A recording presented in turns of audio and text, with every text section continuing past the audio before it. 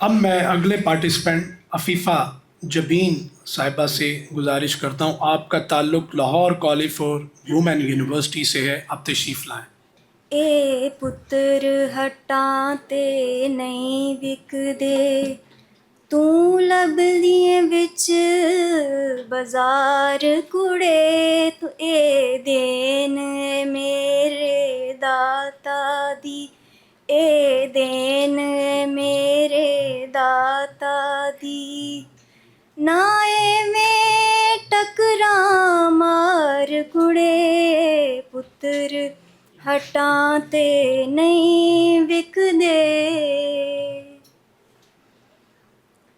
ए पुत्तर विकाऊ चीज नहीं, ए पुत्तर विकाऊ चीज नहीं, मुल दे के झोली पाए नी, एडा सस्ता माल नहीं, कितों जाके मंग ले आए नी। ए सौदा नकद भी नहीं मिलदा, ए सौदा नकद भी नहीं मिलदा, तू लभदी फिरे उधार कुड़े, ए पुत्तर हटां ते नहीं विकदे, ए पुत्तर हटां ते नहीं विकदे।